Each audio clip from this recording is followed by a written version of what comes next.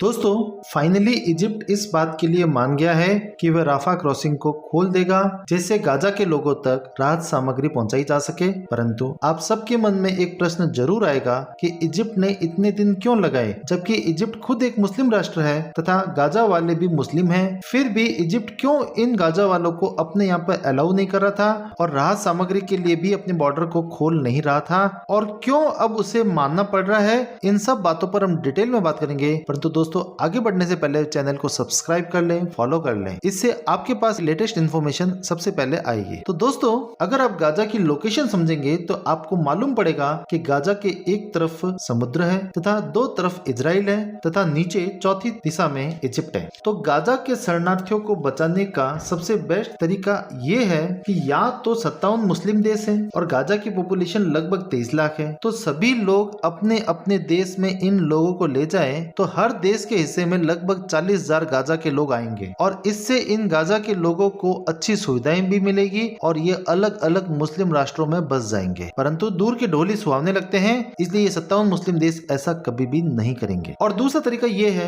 इन शरणार्थियों को इजिप्ट में एंट्री मिले कि इजिप्ट इनके लिए राहत कैंप लगाए और पूरी दुनिया से इजिप्ट को पैसा मिले, और इसके लिए विश्व के प्रमुख देश इजिप्ट पर दबाव भी बना रहे हैं। परंतु इजिप्ट तो इनको अंदर घुसाने के लिए बिल्कुल भी एग्री नहीं है। उल्टे उसने अपने बॉर्डर पर दीवारें खिंचवा दी, बॉर्डर के एंट्री गेट को बिल्कुल बंद कर दिया तथा इस बात का भी ध्यान रख रहा है कि कहीं ये लोग सुरंग बनाकर इजिप्ट में घुस नहीं जाए, क्योंकि गाजा पट्टी के लोगों की पुरानी आदत है कि जब दुनिया उनको पैसे से मदद कर रही थी तो वह सुरंगे बना रहे थे जिससे अपने आप को सुरक्षित रखकर इजराइल पर हमले किए जा सके। तो कुल मिलाकर इजिप्ट इनको अपने यहाँ पर घुसाने के लिए बिल्कुल भी तैयार नहीं है, और यहाँ तक कि इतने दिनों तक उसने राहत सामग्री को भी अपने बॉर्डर से भेजने नहीं दिया। या ये कह सकते हैं कि मुस्लिम ब्रदरहुड की कॉन्सेप्ट से इन्हें कोई मतलब ही नहीं है। और इजिप्ट यहाँ ये कह रहा है कि हम तो एक भी गाजा पट्टी के लोगों को नहीं लेंगे, हाँ अगर इसका सॉल्यूशन चाहिए इजराइल इन्हें अपने नेगेव डेजर्ट में बसा दे और फिर खाली गाजा पट्टी में हमास के आतंकवादियों को खत्म कर दे और वापस इन गाजा पट्टी के लोगों को गाजा में बसा दे, जिसके लिए इजराइल बिल्कुल भी तैयार नहीं है। क्योंकि इजराइल ने कितने युद्ध लड़के कितनी मुश्किलों से तो इनको गाजा व वेस्ट बैंक में शिफ्ट किया है, और अलग करने के बावजूद वह इजराइल की ये हालत कर देते हैं तो वह इजराइल की मुख्य भूमि में आ गए तो क्या करेंगे। तो इजराइल का स्टैंड बिल्कुल क्लियर है और इजराइल ने तो एयर स्ट्राइक करके ब्लॉकेड करके नॉर्थ गाजा को तो शमशान बना दिया है। और नॉर्थ गाजा आज के समय खाली हो चुका है। अच्छे भले शहर थे, बड़े बड़े शहर थे, वो सब खत्म हो चुके हैं और गाजा के लोग साउथ गाजा में शिफ्ट हो चुके हैं और इजराइल जमीनी हमला करके उस पर पूर्ण रूप से कब्जा करने की तैयारी में बैठा है। और वैसे अगर इजिप्ट की बात की जाए तो इजिप्ट भी अपनी जगह गलत नहीं है, क्योंकि फिलिस्तीन के लोगों को मुस्लिम ब्रदरहुड के नाम से कोई भी रखना नहीं चाहता, क्योंकि इनकी मानसिकता चेंज होने से रही। अगर आपको याद हो तो इजराइल से ही इन गाजा वालों को खाना मिलता है, पीने का पानी मिलता है, गैस मिलती है, और इन्होंने उसी इजराइल पर हमला करके आम नागरिकों को, छोटे छोटे बच्चों को किस क्रूरता से मारा है। और ये सारी प्लानिंग कई सालों से चल रही थी और उस समय किसी फिलिस्तीन वाले ने उन्हें रोका नहीं, और हमले के बाद ये सब लोग खूब जश्न मना रहे थे,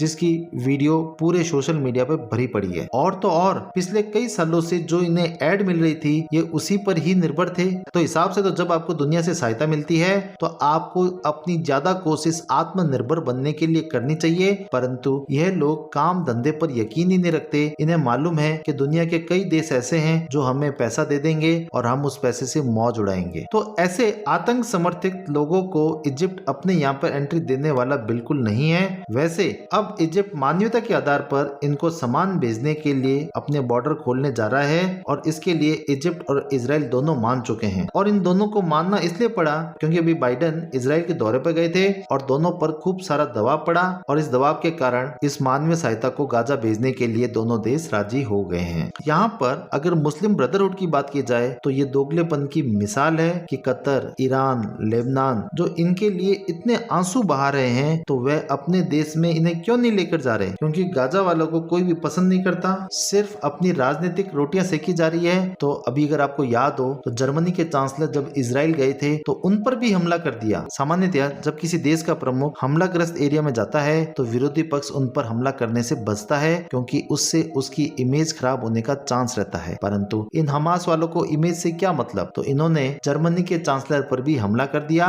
और जर्मनी के चांसलर को चलते विमान से वापस उतारा गया, और अब धीमे धीमे दुनिया को समझ आ रहा है कि इन हमास वालों को खत्म करना कितना जरूरी है। परंतु यहाँ पर एक सोचने वाली बात है कि इजराइल इन हमास के लीडर को गाजा में ढूंढ रहा है, जबकि हमास की टॉप लीडरशिप कतर में बैठी है, कोई ईरान में बैठा है या कहीं और ऐसी सुरक्षित जगह पे बैठा है जहाँ पर इनका अभी जल्दी से कुछ भी बिगड़ने वाला नहीं है। और यहाँ गाजा में तो हमास के निचले लेवल के लीडर हैं जिन्हें मारकर भी इजराइल को कुछ हासिल ज्यादा नहीं होगा, क्योंकि आने वाले समय में उनकी जगह कोई नए रिक्रूट आ जाएंगे। और अगर मान लें कि कल को हमास को पूरी तरह से खत्म भी कर दिया जाए तो कोई और ग्रुप पैदा हो जाएगा, क्योंकि समस्या हमास की नहीं है, समस्या इस प्रकार की मानसिकता की है जिसे पूरे जड़ मूल से खत्म कर देना चाहिए। और जब तक पूरी दुनिया मिलकर इन्हें जड़ मूल से खत्म नहीं करेगी तब तक पूरी दुनिया पर हमले होते रहेंगे और पूरी दुनिया में मानवता शर्मसार होती रहेगी। वैसे आपको क्या लगता है दोस्तों? आप हमें कमेंट सेक्शन में बताएं।